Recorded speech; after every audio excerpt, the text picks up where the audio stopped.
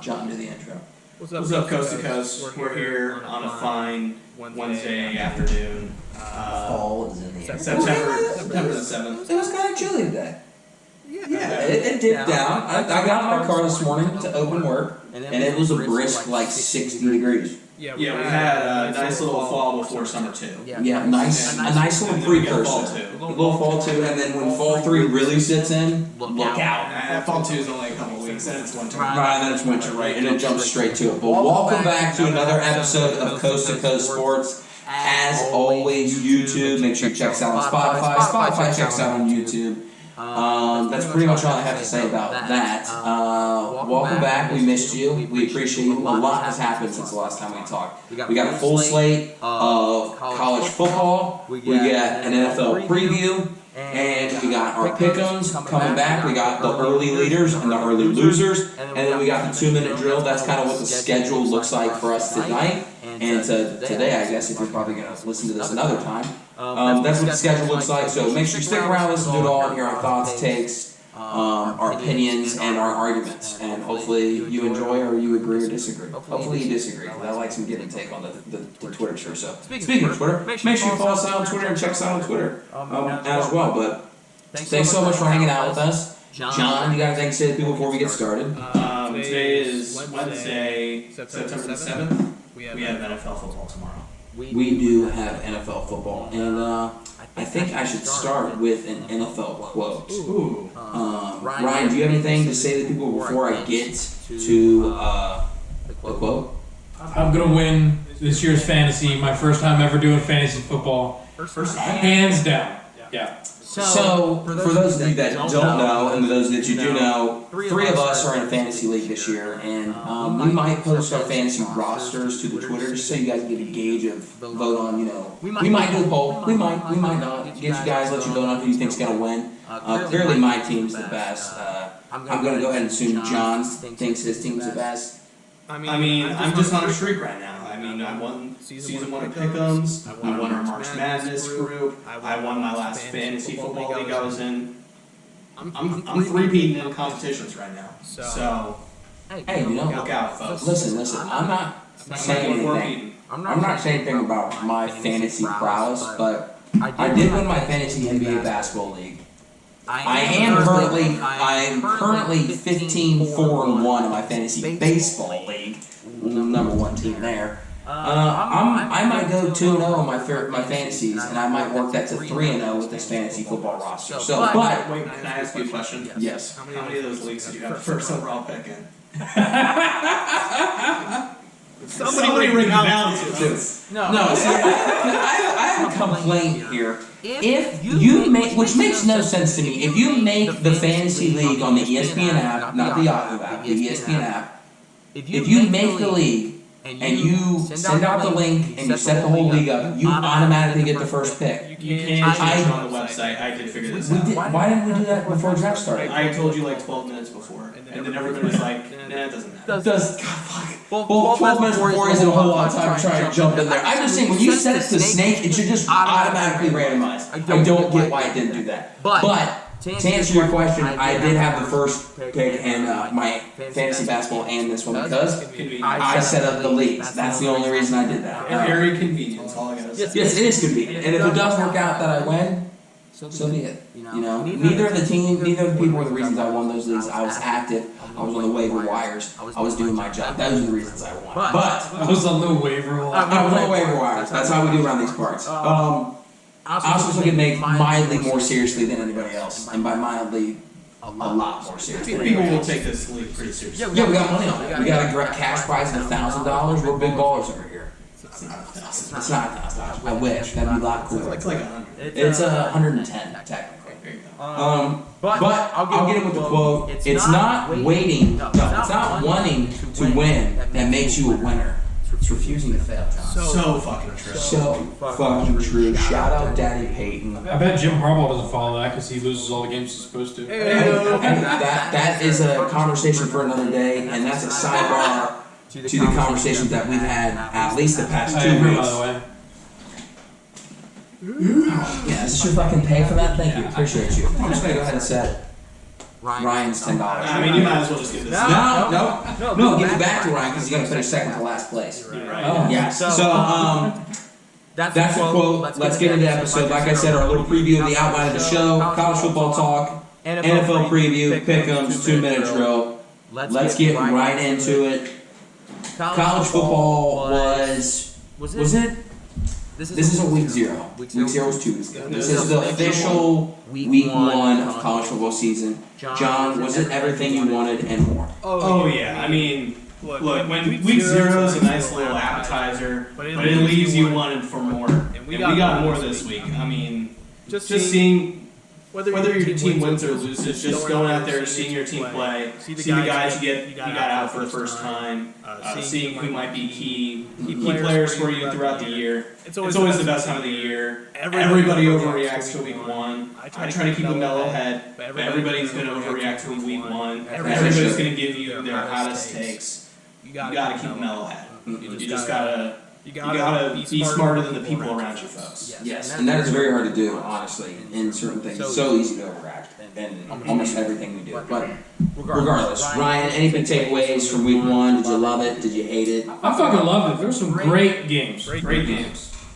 See, I thought We had 5 straight days of football. Yesterday was the first day without football in 5 days. Because we had That's why I hated today. Yeah, that's why today sucked. we had Thursday, Friday, Saturday, Sunday, and Monday. Monday was LSU, Florida State. No, that was Clemson, Georgia Tech. Which one? That was kind of a sleeper. That game was. I'm sure somebody will mention them here in a couple of minutes in our segment. And it's not me, so I'm going to go ahead and default. It's probably John. We'll see.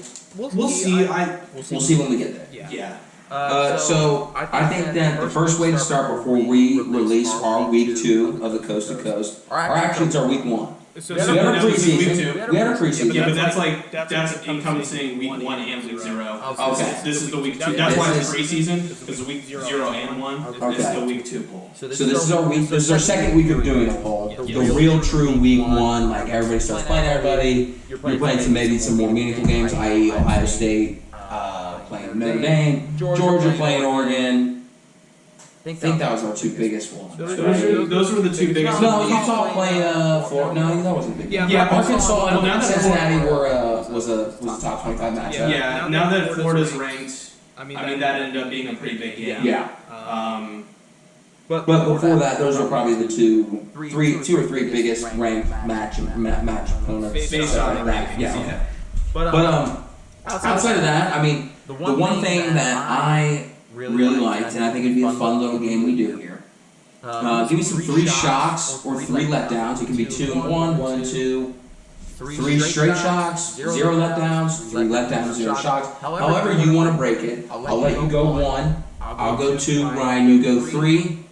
Back to you, back to me, back to. And if you have the same one, you have the same one. No big deal, right? Okay, John, you want to go first? You want me to go first? Or Ryan? Sorry, did you say we're going 3 total? 3 total. 3 total. So I feel like if we do 3 shots apiece, we're gonna overlap. I'll go last because I feel like I have the most takes out of the 3 of us. Okay, So we'll go. I'll go first. I'll start spicy then. One of the shocks I had was how human Ohio State's offense looked.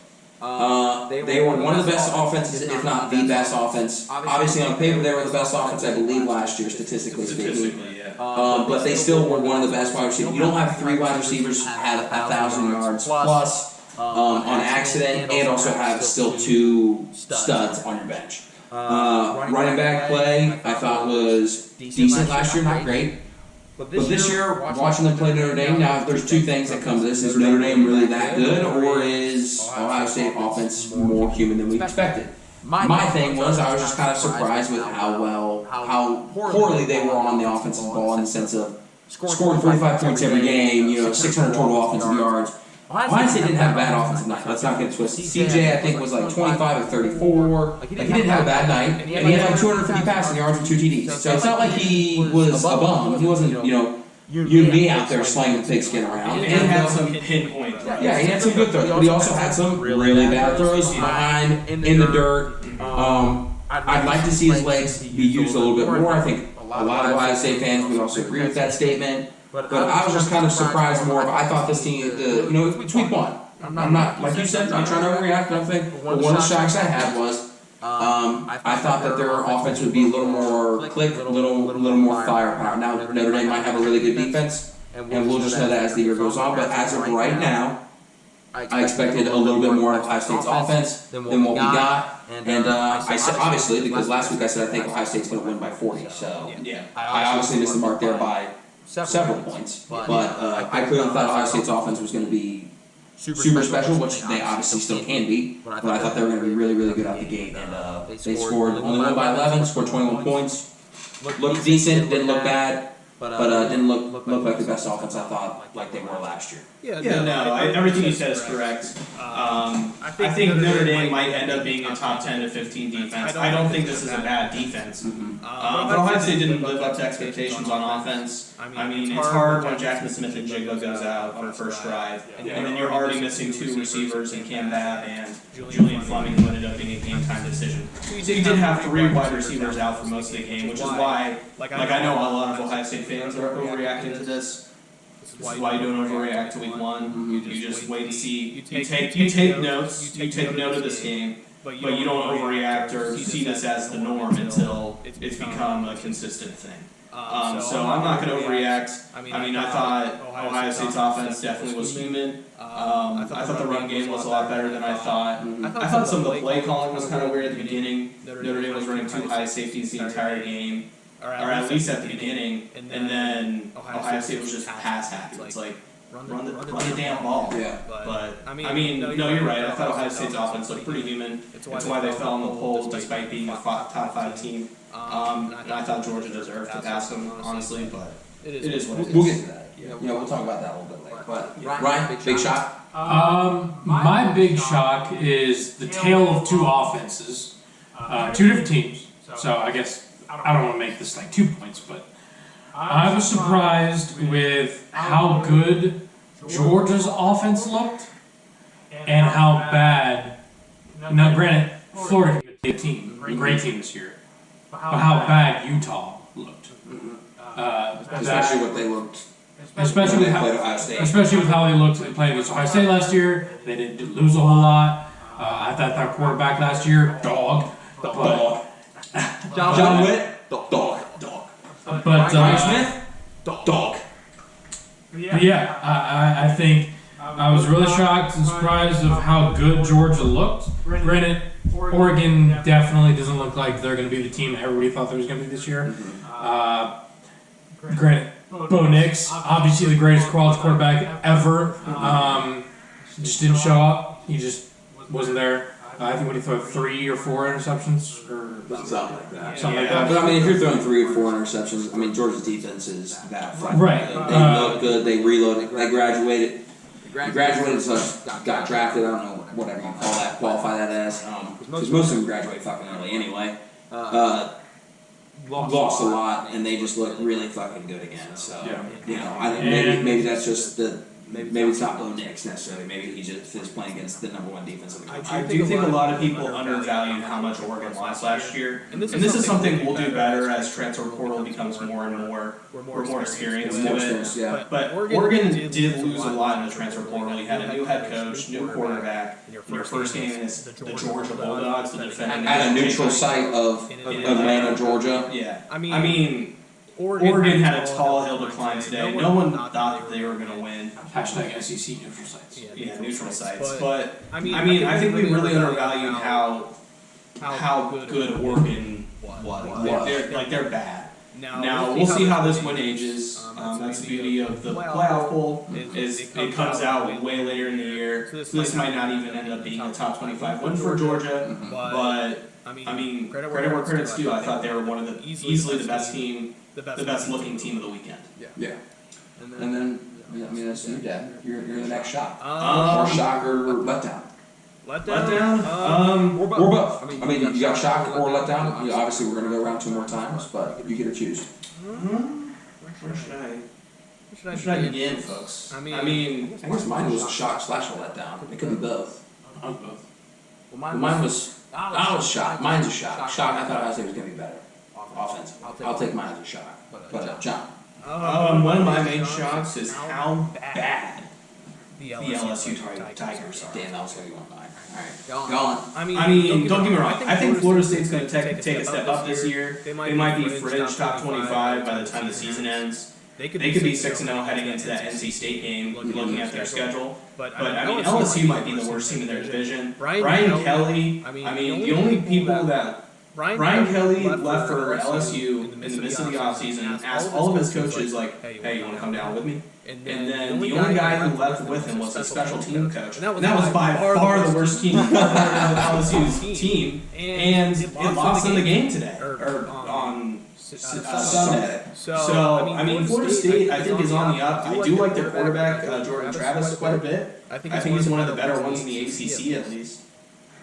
But I thought Jaden Daniels would look a little better for LSU, the Arizona State transfer. It ended up being a one-point game. But Florida State looked like the better team all game. I mean, they were up two possessions most of the game. LSU just had some things bounce their way. And their defense is legit. I mean, I think Florida State's defense is going to be really good. Now, could they just ball out against maybe a really bad team? That could be the case as well, but I think they looked really good. I mean, I feel like the Tigers did nothing offensively really, really good against them. That I feel like that defense, kind of swallowed them up a little bit. But and you want to talk about people who didn't live up to expectations. I mean, Booty, the wide receiver for LSU. I mean, everyone's telling me how great he'd be, and he'd be easily a starter on Ohio State's offense. He Ohio State transfers? No. It was just the argument that Ohio State, at least people thought, had the best wide receiver room in the country. It was just a little argument between Ohio State and LSU fans I saw on Twitter. I respect that. But I mean, this guy had maybe 2 receptions all game, and he didn't have a reception until the third quarter. This guy's supposed to be like first team, like college, whatever you want to call it, whatever wide receiver room is. Yeah, he's supposed to be an All-American. I mean, he had 6 targets, only 2 catches for 20 yards. I mean, he looked bad yesterday or last week, and I mean, he was a huge letdown for LSU. One of the reasons they lost the game. Yeah, I echo everything, and I agree with everything you just said there. LSU, big shock. Big name coach going to a big name program. We thought they'd do a little bit better. But I have another shock. I would have never have thought nor thunk that the game of the week and maybe the game of the year would have been UNC versus App State. And you're thinking to yourself, oh my God, UNC, App State, those are 2 perennial top-tier college football programs. I know that. I know those things. But I could have thought for sure, maybe this Ohio State Notre Dame game of the year. Ohio State goes undefeated, Michigan goes undefeated. Maybe it's Ohio State Michigan game of the year. Alabama, Georgia meet in the SEC championship game again, and they duke it out game of the year. You know what? I do not think you're going to live up and pass the hype of what App State and UNC just gave us this past weekend. 40 points in the fourth quarter by App State. You get the onside kick return to the top house, and then they score in 20 seconds. You have a chance to win it. Snatch from the jaws of defeat. And it's just, it was beautiful. It had everything. You got the drama with the overthrow, the 2-point conversion. This is an onside kick. They return it for a touchdown. You're like, this is really it. And they come back down. They have a chance to still tie it. And they don't. UNC prevails. 65, 63?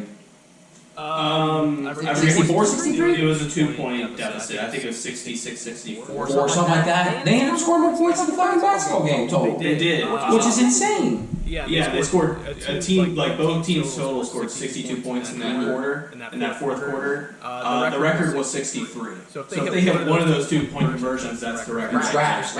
I mean, that was insane. That was an insane game. I mean, I thought it was going to be a good game only because. We had a lot of games this week in week 1 for whatever reason. We had a lot of these bigger teams going to smaller teams in their state. I mean, we had North Carolina State taking on ECU in Greensboro. We had UNC taking on App State in Boone, North Carolina. You had Iowa going to Jackson, right? No, they stayed because they did the wave. They did the wave.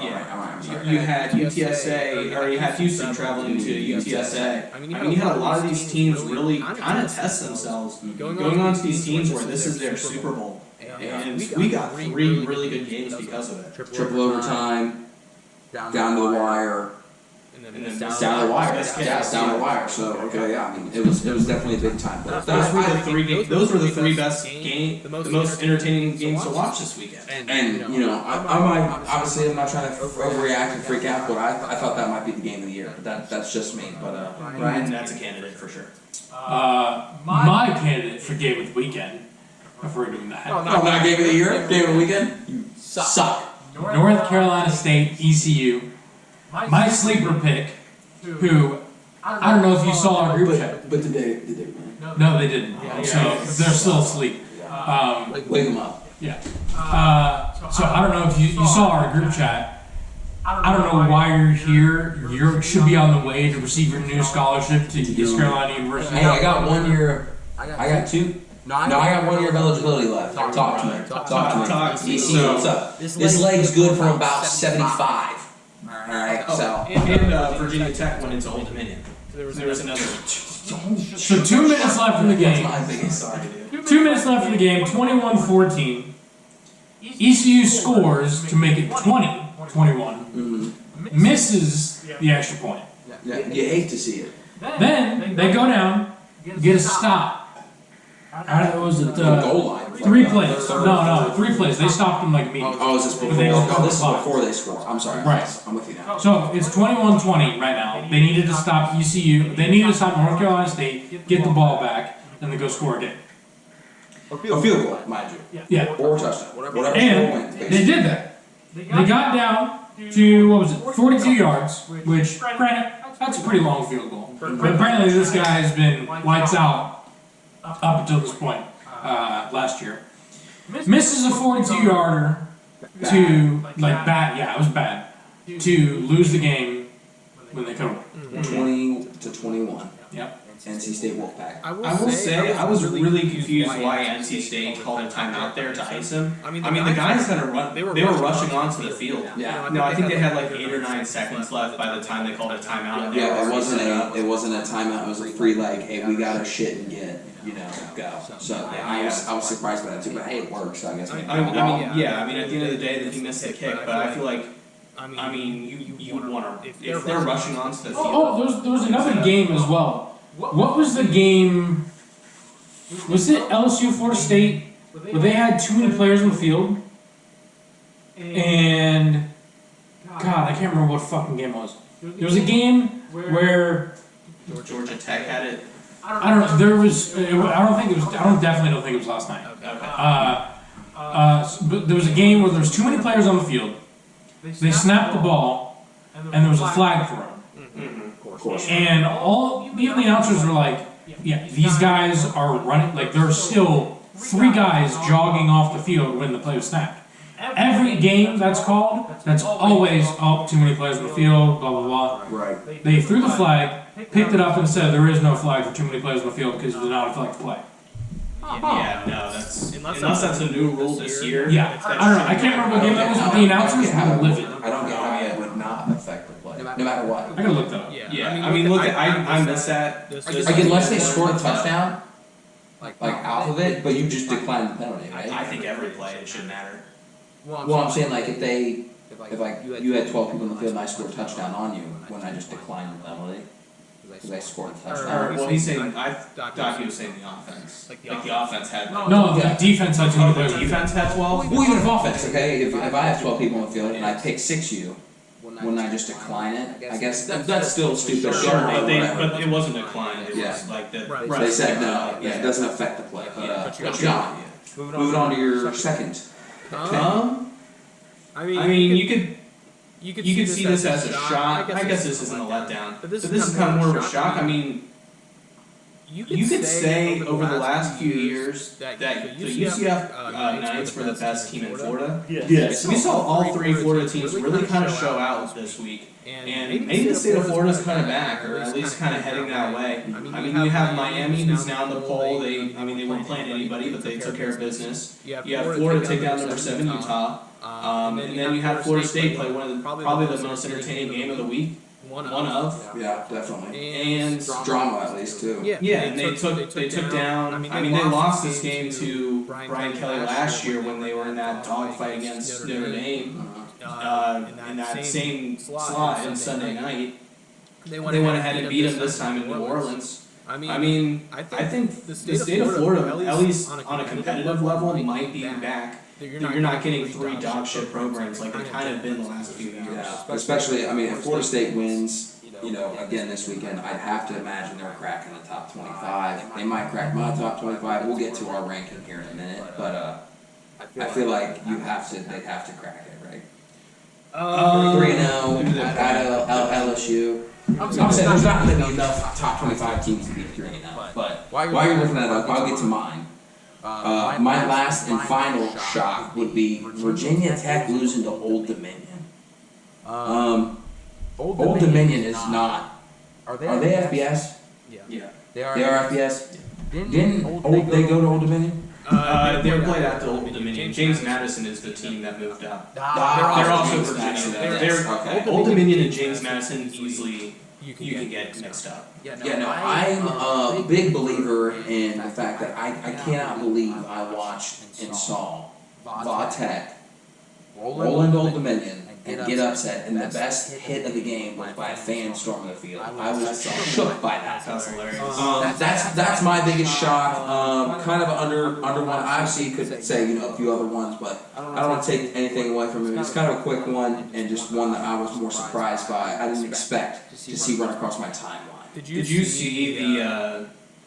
But he's got to get suspended the game too. By the way, like he's got to. And then did you see the game was delayed at the beginning because the coaches got stuck in the elevator, the OCs or something like that on the elevator up? Yeah.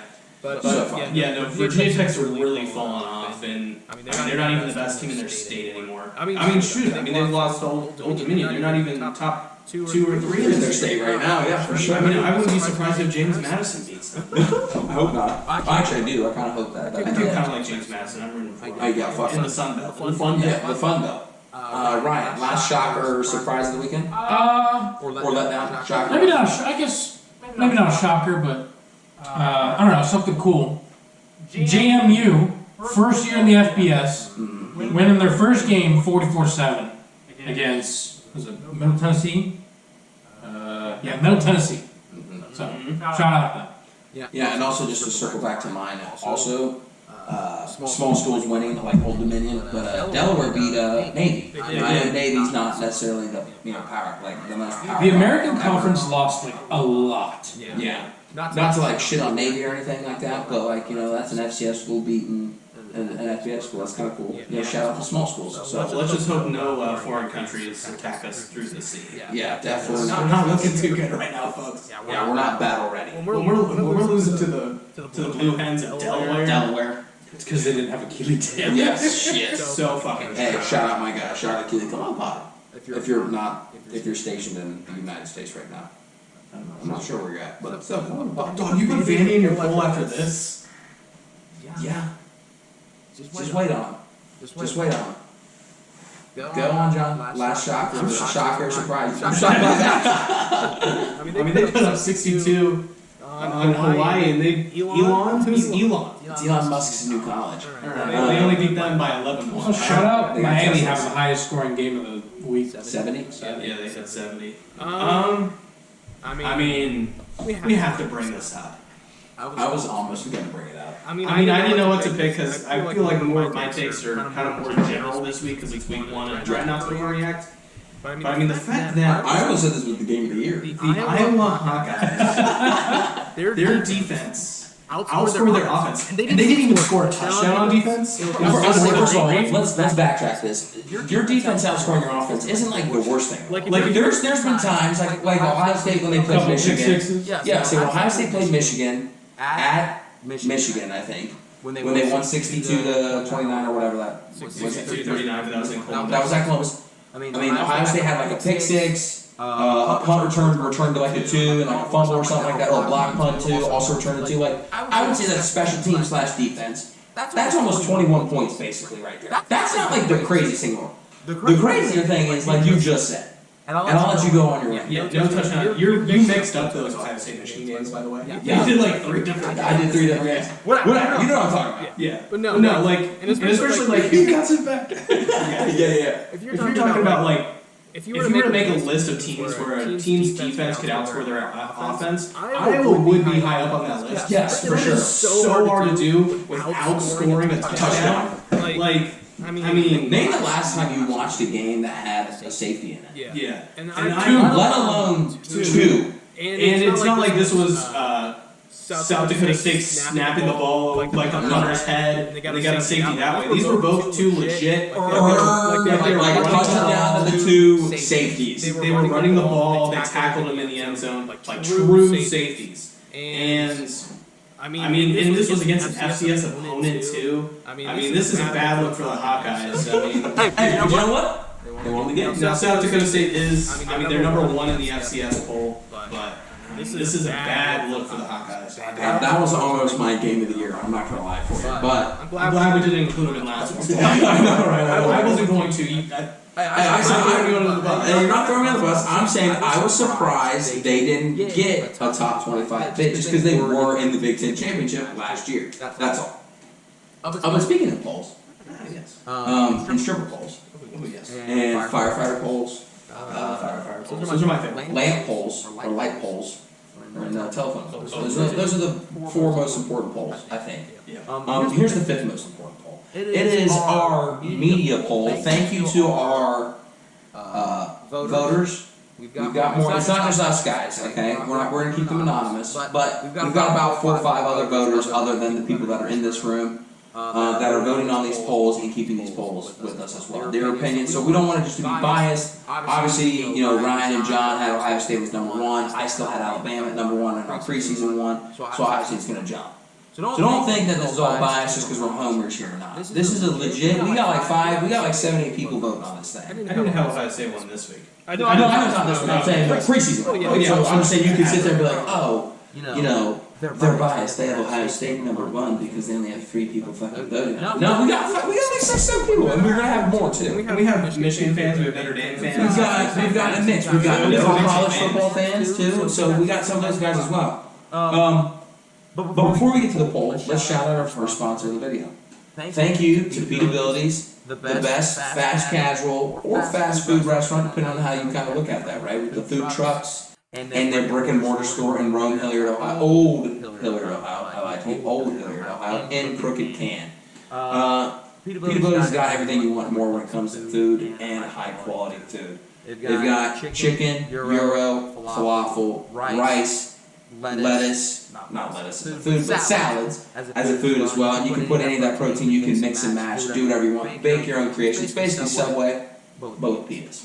And they are so good. I am personally in favor of the buffalo chicken to the teriyaki chicken, pita with the bell sauce, the homemade bell sauce, which is the best thing they got, with a side of falafel fries. And feta fries. One of those two, falafel fries, feta fries, you can mix and match on those as well. I love those. John, I know, is a big fan of the buffalo chicken pita as well. I know you are because you're a big buff chicken guy in general. Yeah, big buff chicken guy in general. But very few places do like Beatabilities. Right, and they got them. You can check out their website. So check out their website. See where they're at on the food trucks.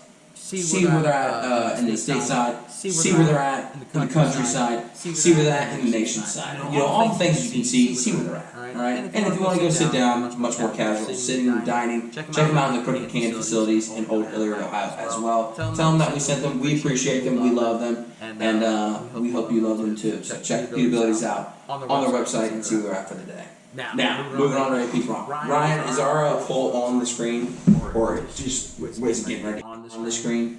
It is now. It is now on the screen. John, I think that's a good looking poll.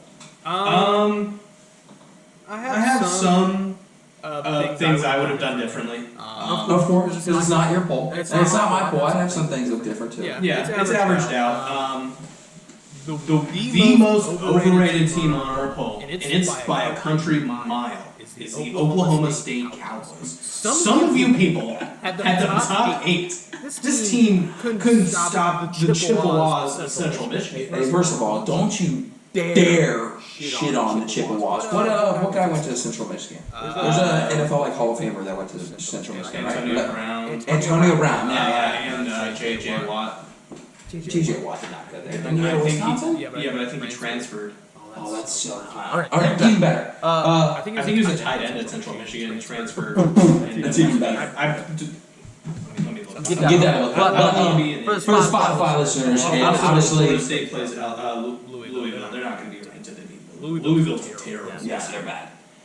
So for the people that are listening, we we have our poll. Our top five go Alabama coming in at number 1, 2 Georgia moving above Ohio State, 3 Ohio State, 4 Clemson, 5 Michigan. That's our top 5. And then rounding out 6 through 10, we got Texas A&M, Notre Dame Fighting Irish, Oklahoma, USC Trojans, and then 10 Baylor Bears, and then 11 through 15, you got Oklahoma State Cowboys, Miami Hurricanes, Michigan State, NC State Wolfpack, Arkansas Razorbacks, and then 16 through 20, you got the Florida Gators, Pitt Panthers, Wisconsin Badgers, Utah Utes, and the Kentucky Wildcats, and then rounding out our week 2 of the Coast to Coast poll, we've got BYU Cougars, Houston Cougars, Wake Forest Demon Deacons, and then 24 Ole Miss Rebels, and then 25 rounding it out the Tennessee Volunteers. Bulls up, brother. Yeah. I think there's some few shocks on here personally, and I think there's some people like I think Vandy should be ranked, but it is what it is. Vandy is not ranked, and that is okay. They will not be ranked. I mean, you can't Give them some time. Don't overreact. You said don't overreact, John. You said your stuff. I'm not going to overreact. Don't overreact right now. this isn't overreacting. I've seen what I've need to see. Hawaii is one of the worst teams in FBS right now, Don't disagree. and they only beat Elon by 11. But how good is Elon? We don't know. Not good. They're not even ranked in the FCS. Hey, give them some time. They might be too. But I mean, I thought Arkansas was very high at 15. I think we'll see. We'll see how their schedule. I mean, Arkansas will have a chance to prove themselves. They play a pretty tough schedule this year, even in their non-conference. They got a decent win against Cincinnati. Cincinnati's not necessarily going to be as good as they were last year, but you know they're no scrub too. They travel to Proton randomly in their conference schedule to go play BYU. I mean that's a tough game, Especially at BYU. Yeah, All those Mormons. I thought BYU was criminally underrated. At 21, I thought they looked pretty good this past weekend in a lot of people said that was an upset spot for them. They prevailed. Also, BYU will definitely have a chance to prove themselves. I mean, they play 4 ranked teams on their schedule. Well, one just fell out, but I mean, if you were to line up 4 ranked teams that you want this like overrated teams that might be ranked at the end of the season, they have Oregon, Baylor, not Wake Forest. They have Oregon, Baylor, Arkansas, and Notre Dame that they play on their schedule. I mean, they can compete with those teams, and those are 4 teams that a lot of people think will be overrated this year. Yeah. So I'm high on my Cougs. They got a big game against Baylor this week, so we'll see how that plays out. Biggest shock for me is Oregon dropping out. I don't think. Have them on the poll. Yeah, I wanted to put them on the poll. I knew they weren't going to get any love anyway, so I kind of didn't in my voting. But you know, just to go from 11 to not in the top 25 is insane, especially because they lost to Georgia, who was the number 3 team in the country.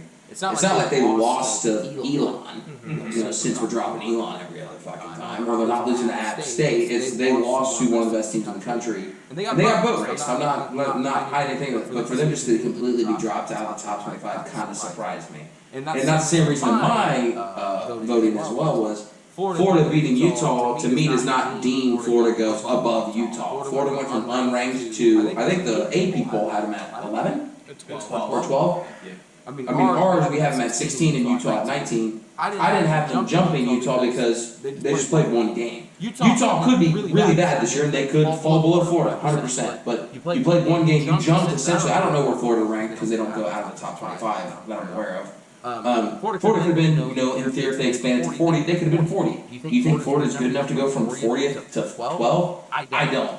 Off of 1 game where it was actually really competitive until the very end. So.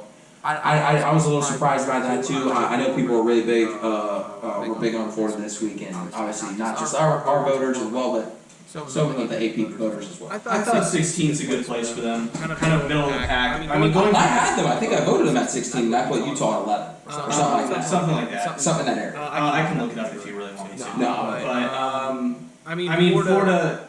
I mean, I'm cool with them being above Utah. I mean, they beat them on the field. But I mean, from them to go unranked to 12 was kind of in the AP poll at least. I like them at 16 in our poll. But from them to go that big of a jump is kind of just insane. And some people didn't. There's one person that didn't have Utah ranked at all in our poll. I was a little shocked by that. Maybe they just don't like those Utes. Maybe they just hate Mormons because they didn't have BYU on there. Oh, the BYU hater? Yeah. Utah fell like 3 or 4 spots because of that. Yeah, so I was a little surprised by that. That's my biggest takeaway from our poll. Those two takeaways, Oregon and Utah fall on as far as they did. Those were my 2 big surprises. Ryan, you got any surprises in our poll? Or do you like our poll? Do you think our poll turned out pretty good? I think it's pretty good. Is there somebody that you want to see get a little more love, like Vanderbilt? So anyway, I think Clemson's still too high. We'll say only one person had Michigan above Clemson. I believe that's you.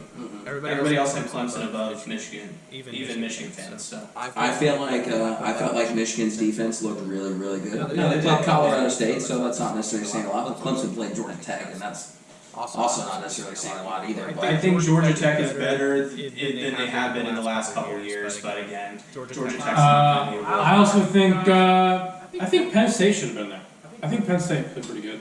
That Purdue game was pretty good. Yeah, it was solid, but I preferred them over Ole Miss, but all y'all wanted Ole Miss in this poll. I don't know why. hey, listen, I was the only one that didn't have Ole Miss. Revelation, brother. And that's why we have these voters. That's why we have the voters. So we get this little mix. But I didn't have Penn State in my poll either, though. There's a couple other teams I'd like in the poll. But now you have it. You've seen our poll. We'll post it to Twitter as always. Love the feedback, whether you agree, disagree, or not. Let us know, and maybe you can throw some suggestions of who you think should have been in it or not. But next week we'll have a new poll, and guess what? Some teams will be shifted around. My guess is Alabama might drop a bunch, maybe, or Texas might crack it. You know, that's probably the biggest game of the week, right? No. That's where game day is. Who's the biggest game? It's the 2 biggest brands. I would say, I mean, honestly, we're not picking between it this week. The Texas, Alabama. Mm-hmm. I mean, I would say Tennessee Pitt will be a better game. 2 ranked teams. I mean, Texas isn't even ranked. Yeah. So you have 2 ranked teams in Tennessee Pitt. You have Kentucky, Florida, 2 ranked teams, and then Baylor and BYU, 2 ranked teams. If Baylor and BYU will be fun. if Texas That'll tell them whether or not BYU's legit. if Texas beats Alabama, do they make all the way up to top 5 in the AP poll? No, not 5. Will they jump that far? Well, I don't know, man, because they fucking put Florida up there as far as they did, That's and that they was beat my thing. Utah. And they beat Utah by like what, 1? They beat like I 2 think or that 3, 2 or 3, yeah. yeah. So I wouldn't be surprised. Let me put it that way. I think they'll probably drop Alabama to like 7, 8 maybe, and then maybe Texas jumps past them in that scenario. Yes, but I bet Texas would jump to top 10, no doubt. Texas will jump to in front of Notre Dame wherever they're at. I think Clemson and Michigan have kind of proven themselves. Like I think if we're tiering these teams, I think Ohio State, Georgia, and Alabama are on a tier on their own. And then I believe Clemson, Michigan, and A&M's kind of fighting to get in that tier. Are kind of teams that teetering that can kind of join those 3 on that tier. But I mean, I don't think Texas by beating Alabama. And like it depends on how it goes too. Like if it's a fluke, Yeah. or if even if it's a fluke, they deserve to at least be ranked. But It'll definitely I be don't an think they'll interesting. be top 5. I think that's personally the game I'm most looking forward to is Texas Alabama, just because I always like it when Texas gets boat raced. I don't know why. It'll be the I don't even hate Texas like that, but it's just like it's nice to watch Texas get boat raced. So I don't know if I'm spewing toxicity around right now, but I'll be toxic for a minute. So that's why. I like the world we've lived in the past few years, where out of all the Texas teams, Texas has been the worst. Maybe not the worst, like TCU was there. Yeah. It is a school. TCU the last since the playoffs started. TCU has been better than Texas. Yeah. Well, TCU has been dog shit for the past 3 years. They haven't had a winning season. That may be true, but we're saying that since playoffs have started, TCU Yeah, has since a legit playoffs chance of started, winning it. correct. I wouldn't say they're dog shit. I would They have had an over 500 season. I would say that Texas Tech is worse than TCU. Best dog line. But like, we got Baylor and Houston. BYU's not. No, they're Utah. Mormons. The Mormons. You got Houston. Houston. There's another independent school in Texas, isn't there? SMU. No, SMU's American. Not independent. The only independent schools are BYU and Notre Dame that are relevant. Like that are like Power Fives. The other independents I think are like I could be So smaller. Power Fives are Power Fives. CFB. Like UMass is independent, but I'm assuming you're not referring to them. Don't sleep on our Army cadets, dude. They're relevant. Is Army? Yeah, Army's independent. Navy is not though. Yeah, no. Navy's in America, right? Yeah, in Texas you have Texas A&M, Texas Tech, Baylor, TCU, Texas Tech ain't no joke. Houston, and SMU. Oklahoma. It's close to Texas. Does that count? Sure. You didn't like that? New Mexico State, independent.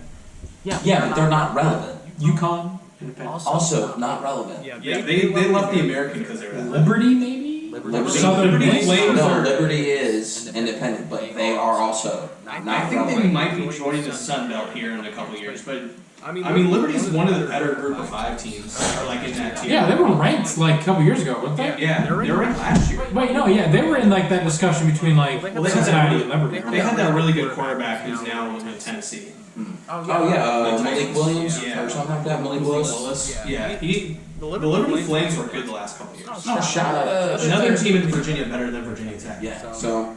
Yeah. No, I think I definitely think that'll be something to look forward to. I'm looking forward to the mix up here and the little shifting that we'll have in the voting, of course. But moving on to our next discussion, and we're gonna keep this like a shelved discussion. We might revisit this again, but we're gonna keep this shorter than we want to because I know we could go for hours on this. The playoff expansion has been approved in 2026, so we still got 4 more years, really 3 because the season's already started. 3 more seasons, not including this one of 14 playoffs, and you would think, hey, let's go to the 18 playoffs. That seems like the most logical. Just double it.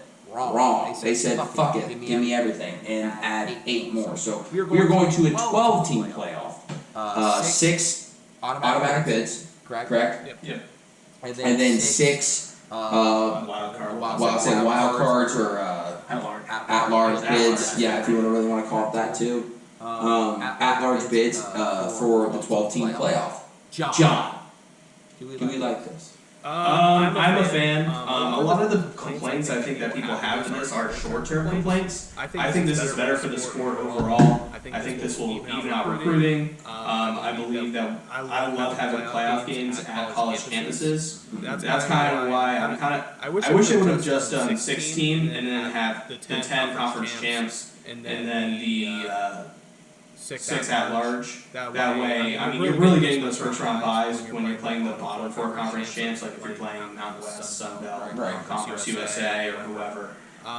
So, I mean, that's what I would have preferred, but I mean, if you're going to go to 12, you might as well just go to 16 and have all your conference champs, so everyone can play a home playoff game. And then back to you, I believe it could possibly start by 24. It just depends on how voting goes, but it wasn't unanimous to pass this. So who knows, maybe we'll see it by 2024. 2026, I believe, is the latest it'll go. So we might see it sooner. So I think this is good for college football. It's good for a lot of these teams. It'll help recruiting. It'll help transfer portal. A lot of these teams you might see the gap between these elite country club teams that make the playoffs every year versus these teams that are kind of fringe might make it once every 8 years. You'll see a lot more teams making it. And I believe you might even see, like, we got Gonzaga in basketball, who's just like a power that recruits like they are in a Power 5 school, but they're in a group of 5. So maybe like a really good coach leaves and just stays in a good scenario where he can keep recruiting and keep getting those guys, and all he really has to do, he has to do nothing until the playoffs, which might be an ideal situation. So I think this is good for the sport. I believe it'll even it out. And we'll see where it goes, but I feel like a lot of the complaints are short-term complaints. People aren't thinking big picture. No, I personally hate every bit of it, so I'm the complete opposite of John. The only reason I hate it is there's just not 12 good teams. And, I I do agree with John. We were talking off camera that if you are the 12th team that's making it in, and you would be playing for the I don't give a shit bowl, you would probably be sitting that out if it wasn't for potentially playing for a playoff game or playing into potentially making the national championship. So like your typical people that are playing in the Outback Bowl that are like, oh, I'm going to be drafted the first round, second round, I'm going to sit this out and just go make my money, which is fine. Totally respect that. That's cool. Mainly because I've never had a chance to make millions of dollars, but I would like millions of dollars. That would also be cool. You can make millions of dollars in college football. Right. So I do like the idea of that the 12 through 1 seeds, or more likely the 12 through 1, will be making the playoffs. 1 through 10 is almost guaranteed. Yeah. Especially depending on how many, of the conference champions are in there versus their own conference. If you have 5 SEC teams in the top 10, I guess that could happen, but that would be, egregious. But it could happen, and they might do it that way. It'll definitely allow more people to be playing in games that are more meaningful. But I think you just saw Oregon and Georgia this past weekend. And I'm not saying Oregon should have been as high as they are not. Just because they're at 11 doesn't mean they were the 11th best team in the country. They could end that way. They could end back in the top 10. But clearly they weren't the top 10 right there, and they didn't show it very well. But that to me is what a foresight of what could happen when you have a 12-team playoff. You're going to have Ohio State, Georgia, and Alabama potentially playing and beating the shit out of, Pitt Panthers or BYU and those schools like that. I think that could be a negative drawback of it. And the thing that I will say that I do like about it is, like you said, that it's definitely a change of pace in seeing the same 4. I'll go actually 3. No, I'll go 4. Alabama, Georgia, Clemson, Ohio State. I would say the same 4 that consistently have made the college football playoff since its inception. Maybe you could throw our Oregon in there because I think they made it 2 or 3 times. They made that first year and they didn't make it back. No, I thought they made it back for sure. Washington made it 2 years later. Okay, you're so right. That was when Ohio State was 31 nothing to Clemson, right? And then but Washington got boat raced by Alabama, I think. Yeah. So it's one of those things where you definitely be like, hey, if I'm a Michigan State fan and I go, hey, I have a chance to make the playoffs this year. That definitely is a good change of pace. I do like that aspect of it, but I just don't think there's 4 good teams in college football now anyway. And at least the 4 best teams or the 4 necessarily most rounded teams don't make the playoffs every year. Do I think Michigan was one of the 4 best teams in college football last year? Yeah. And maybe they just played a buzzsaw of Georgia because Georgia was that good. Maybe. But do I think Cincinnati was one of the 4 best teams last year? No. Ohio State is infinitely better than Cincinnati was. But they chose Cincinnati because, don't get me wrong, Cincinnati was 100% deserving. They won their conference, and they did everything they needed to do. They had a big Notre Dame game win at Notre Dame. They did everything in their power to put themselves in the seat to be in the college football playoffs, and they did. And they competed for a little bit, and then they just ran out of gas at the end because they're playing Alabama. So until you pick the 4 best teams in the current playoff settings right now, it makes no sense to go to 12 because maybe if you argue 9 through 12 seeds, maybe people won't argue this as much just because it's like, dude, if you don't make the 12, if you're making an argument over the 9 and 12 seed, then you really shouldn't be caring. And I guess that's a fair argument to that as well. But I think you're just going to see worse teams get into this picture. I think. To the people saying, like, people are always going to complain about it. Well, at least in the 12-team playoff, we at least have a set criteria with the top 6 ranked conference champions will make it no matter what. I mean, chances are, if you were in the on the fringe bubble, you had a conference championship that got an auto bid, you didn't win the conference. So at the end of the day, winning your conference is something that you physically can have in your control. Under the current playoff system, you can technically go undefeated, win a Power 5 conference, and not make the playoffs because we only have 4 spots. Yeah. So, i.e. the Pac-12, I would say would be one of those spots. Yeah, they can. Of recent history. Yeah, and let's say we have undefeated Alabama, Ohio State, Clemson, and Texas. You might see an Oklahoma, or you might see a USC get left out. Why create a scenario where that can happen? Right. Or look at the very first inception of the playoffs, where TCU got left out. That'd be one of those scenarios where, like, TCU definitely could have been a top 4 team that year. Maybe they get blown out by Oregon, Florida State, Alabama, Ohio State. Maybe. Maybe they did, but we'll never know. But the tweet 12-team playoff definitely helps with eliminating that discussion. So, Ryan, you got any special takes? In my opinion, I think 12 is too much. I like the expansion. 12 is too much. I think 8 would have been better. I get 4 at-large bids, 4 conference champions, 5 conference champions. 5 Power 5 conference champions, 3 at large. I kind of like having the highest ranked conference champions though. That way you're not limiting. Well, I would say the Power 5 conference champions and those conference champions are seeded accordingly. That doesn't mean that each Power 5 is going to be 1 through 5. So if a 2 or 3 loss Pac-12 win their conference, if they're the 8th worst team that's in the playoff, then they're going to be seeded 8th.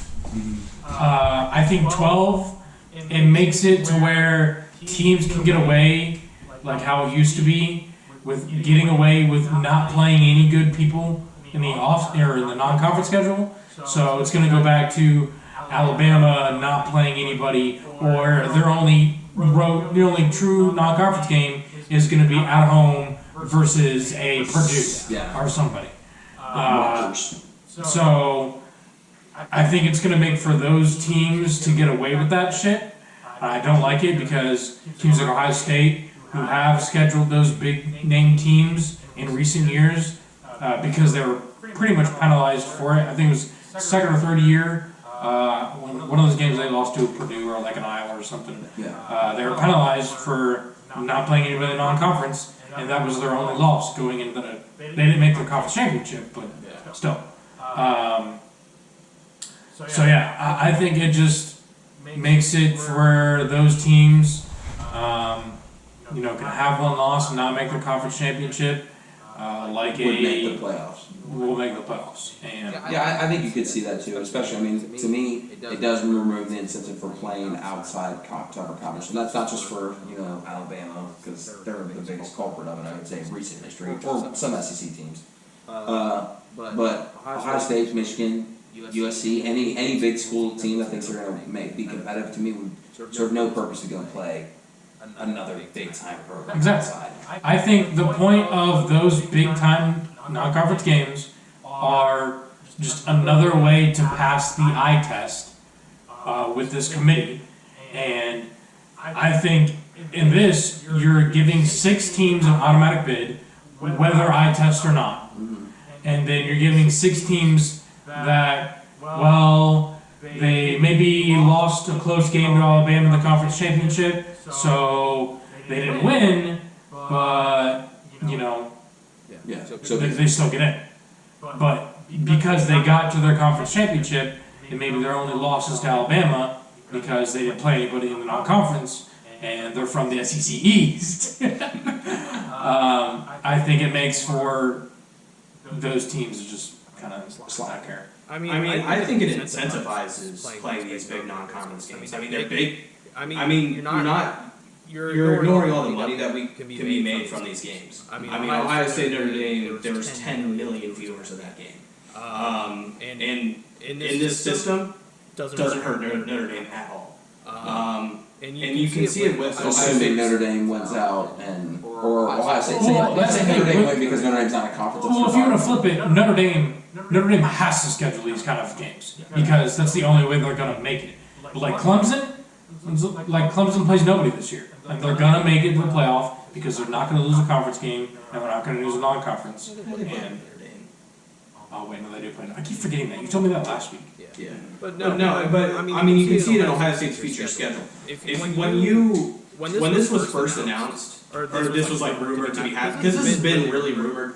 People knew that this was going to happen for a while, and I think the format too. Ohio State went out, they scheduled Alabama, even Georgia, and we're talking about teams that don't really leave the South for non-conference games very often.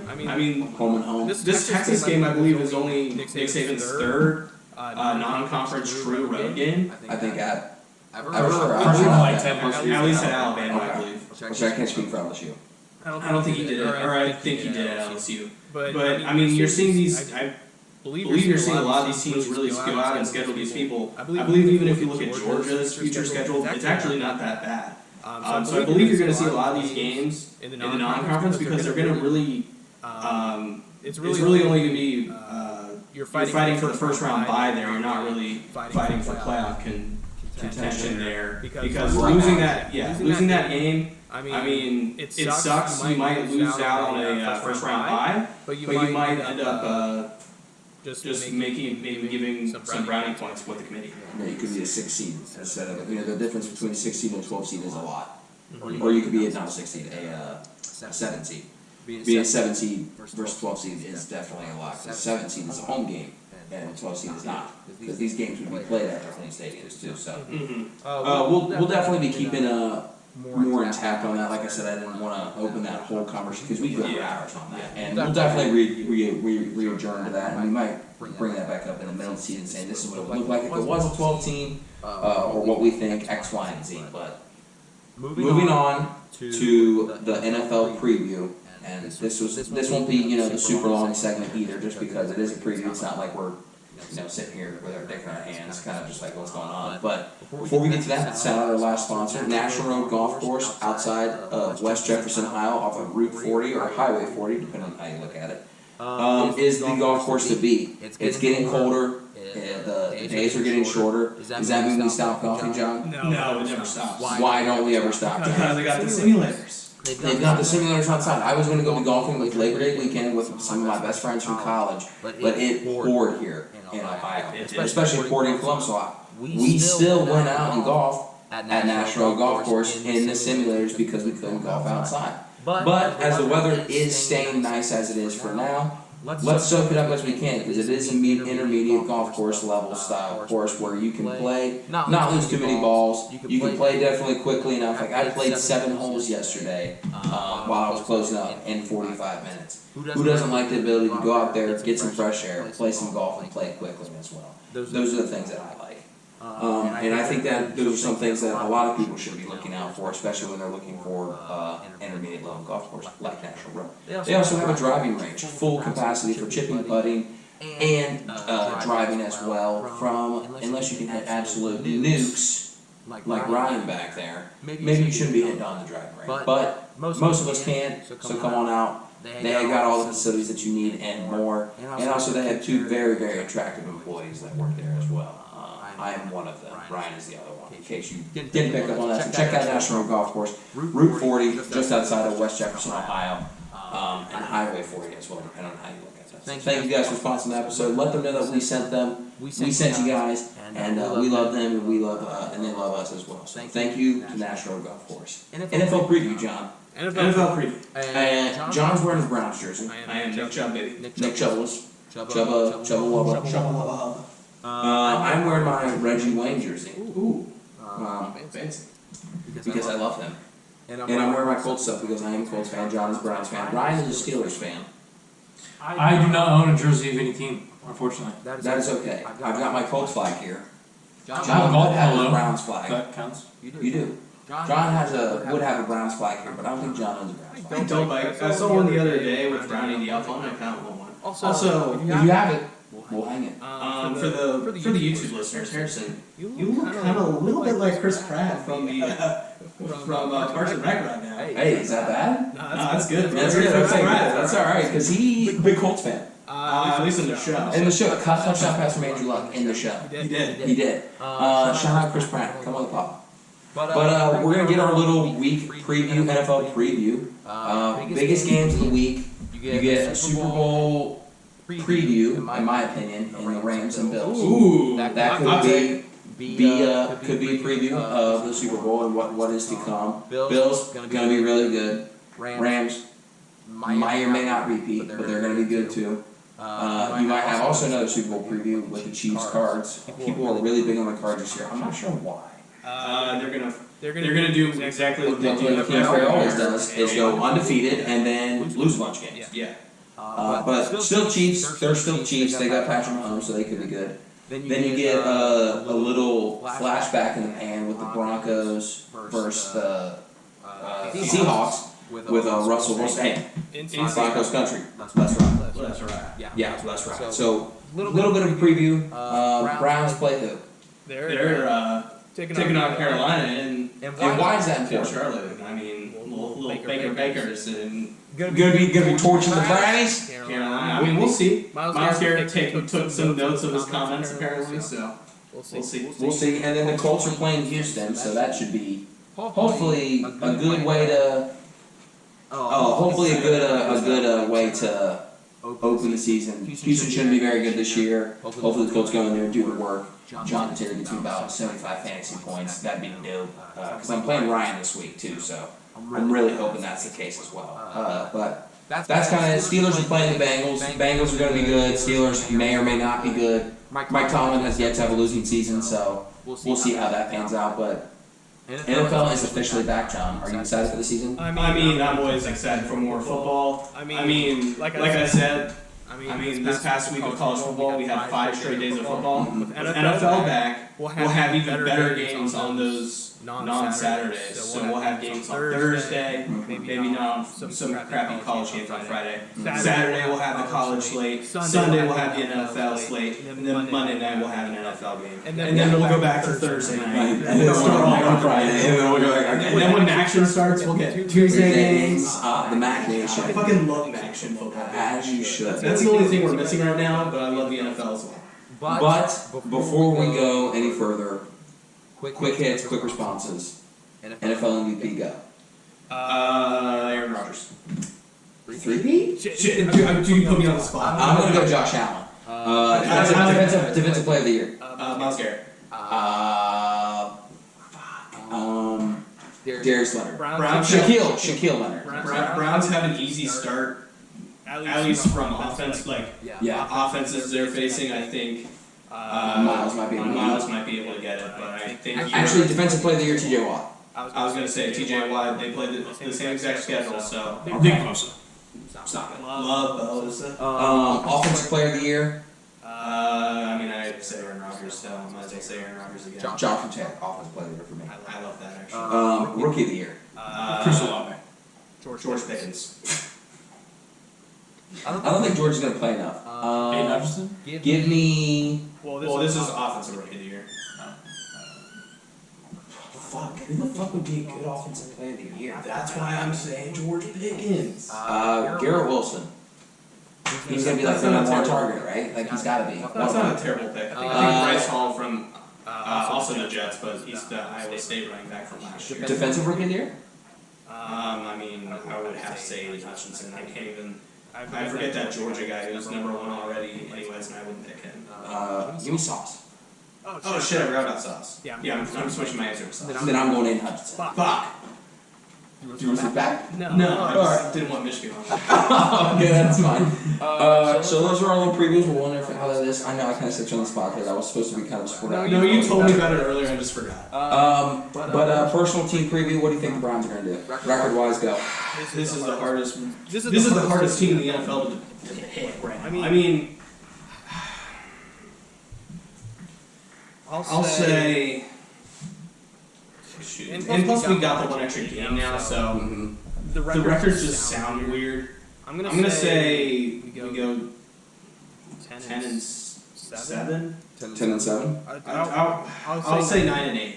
I'll say 9 and 8. Just I think the Browns have an easier schedule, even with missing Deshaun for the first 11 games. I'll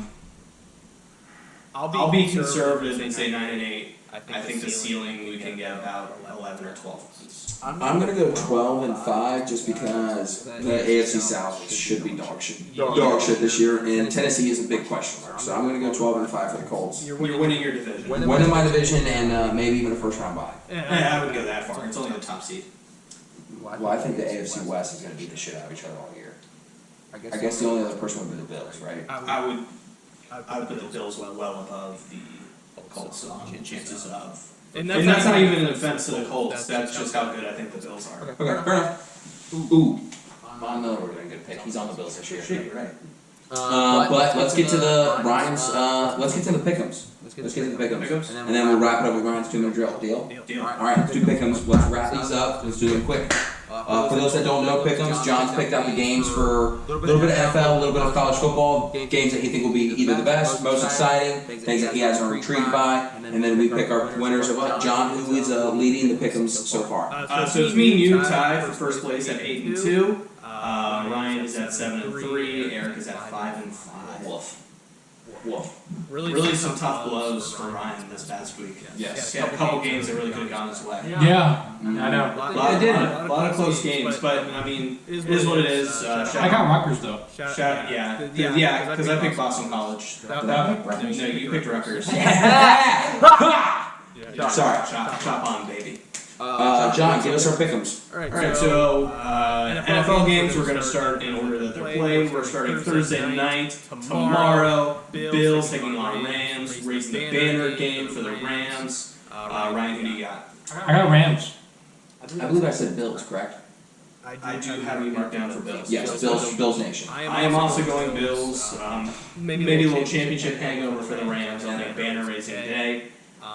Starting with the 1 o'clock slate, we have Pittsburgh traveling to Cincinnati to take on the defending AFC champs, Bengals. Ryan, who do you got? Bengals. Who day is they?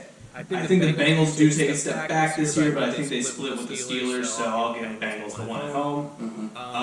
Another 1 o'clock game, we got Chiefs traveling to Arizona to take on the Cardinals. Ryan, who do you got? Chiefs. I should pick Cardinals based off my previous statement going undefeated until when it matters losing, but I'm picking the Chiefs as well. I'm also going Chiefs. I mean, I feel like Patrick Mahomes is a safer bet than Kyler.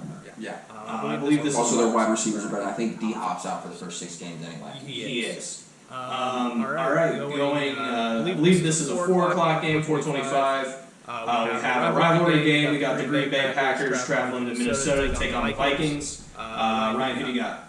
Packers. I'm going Vikings. Aaron Rodgers lost his best weapon, and the Vikings are supposed to be pretty good this year. I'm going Packers. Just trust Aaron Rodgers. Alright, we got the Sunday night football game. Tom Brady, Tampa Bay, taking on the Dallas Cowboys. Ryan, who do you got? Tampa Bay.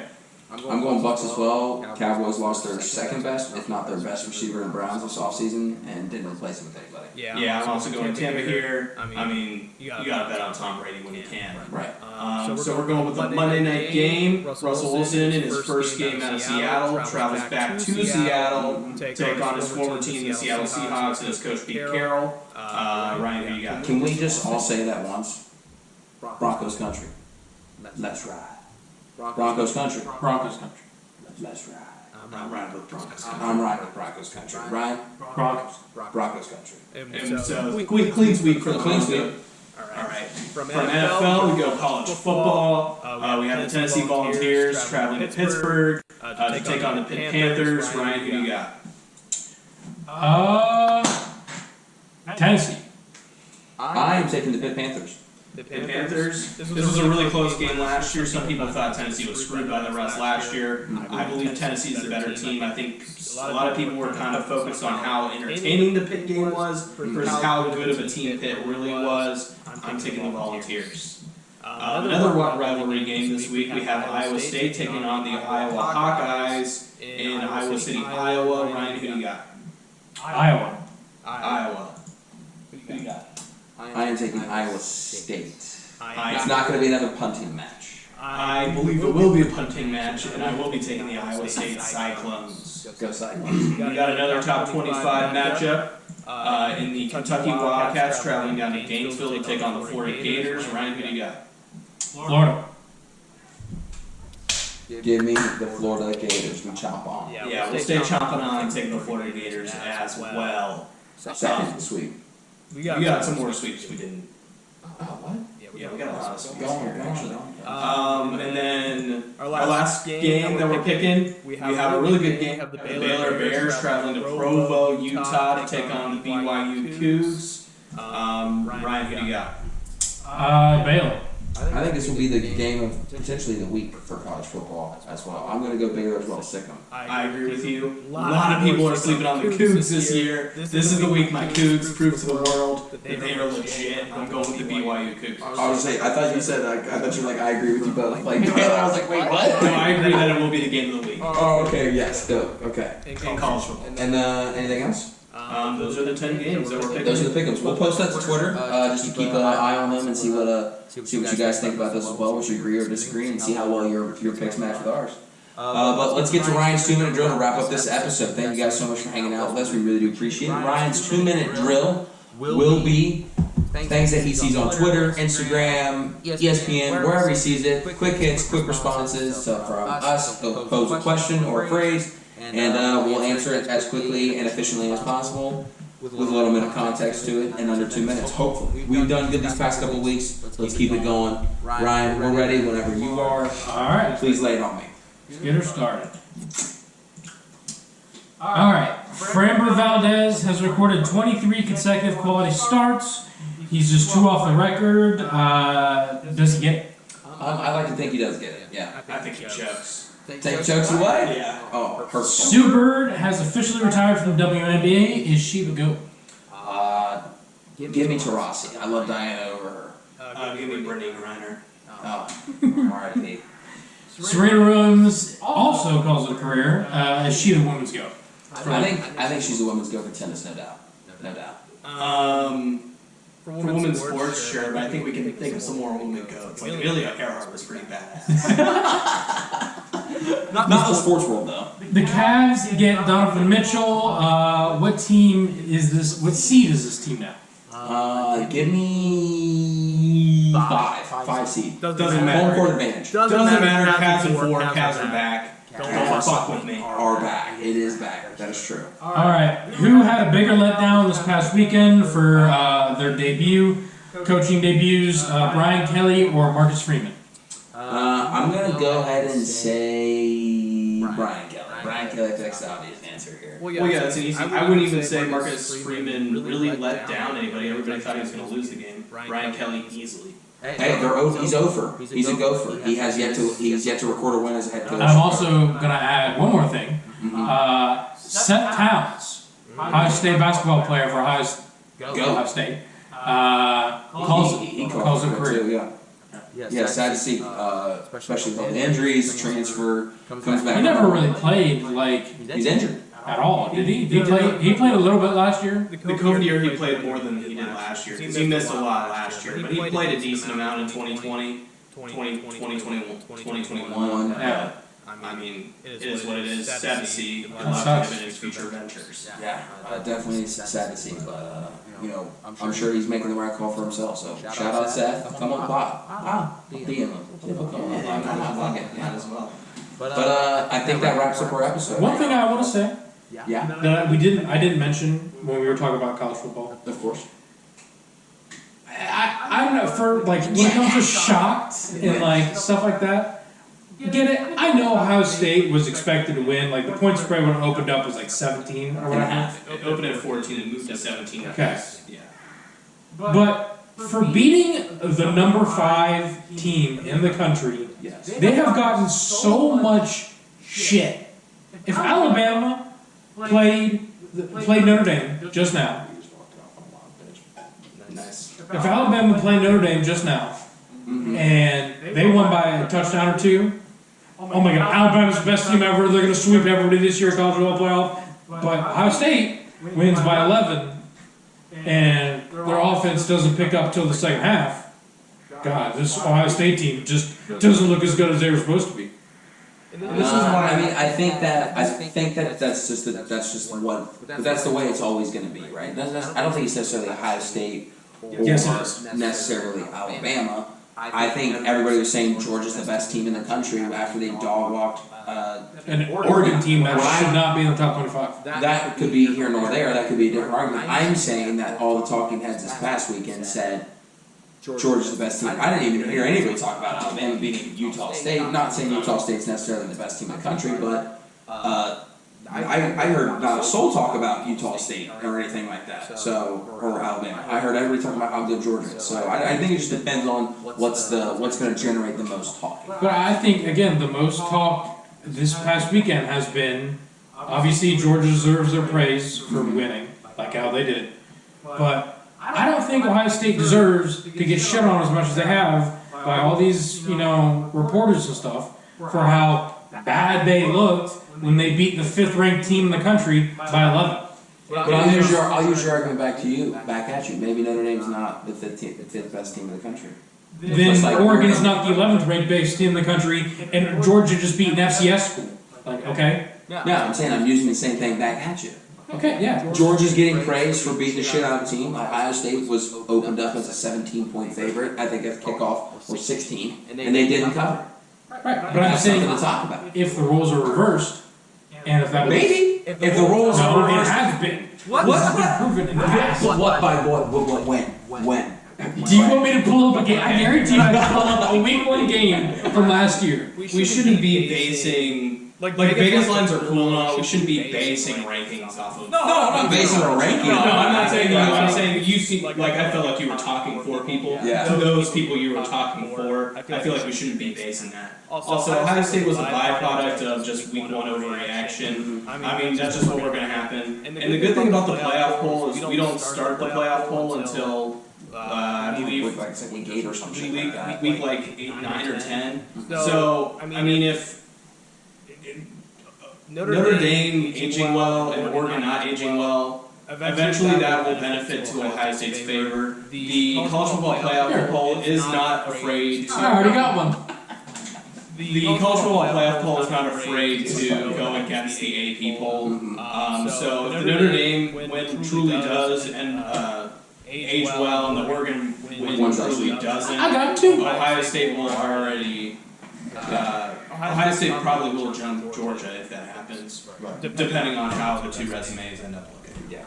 Alright, I got 2 examples. Alright, what? Alabama last year beat Miami. Miami finished 1 game off, 1 game above 500, and they beat them 44-13.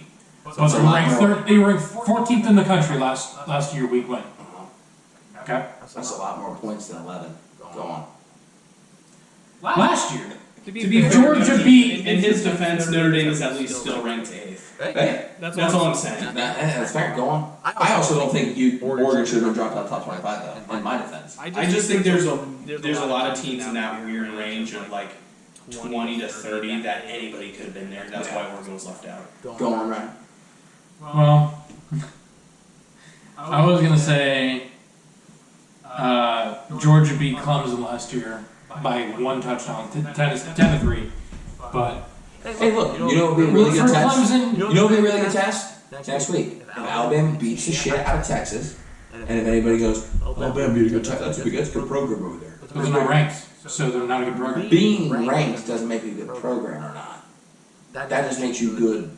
You just said Oregon's not a good program. They were ranked. They're clearly not based off your assessment. But Alabama's gonna beat Texas. We will see. Listen. We will see. If they beat the shit out of Texas and every ESPN person If sucks Alabama beats Texas by 3 touchdowns, 21 points, They will.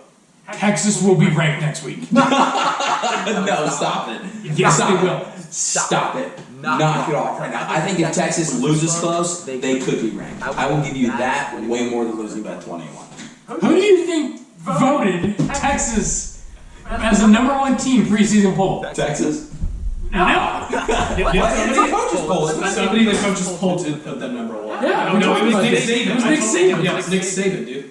Oh, we confirmed that? No, they're never confirmed. It is allegedly. Yeah, Allegedly. Hey, brother, it was Nick Saban. Well, that wraps up our episode. Thank you so much for hanging out with us, guys. YouTube, make sure you check us out on Spotify. Spotify listeners, make sure you check us out on YouTube. Follow us on our Twitters. Shout out our sponsors, Natural Golf Course and Pete Abilities. We thank you guys so much for hanging out with us. I've got nothing more to say. John, you got anything to say to people? Shout out football, I love you. Shout out football, I love you. Brian, you got anything to say to people? Shout out football. Shout out football. Shout out baseball. Asher just walked it off on a wild pitch, so I'm just going to leave it on that note. So we'll see you guys next week with our new poll and some new talking points.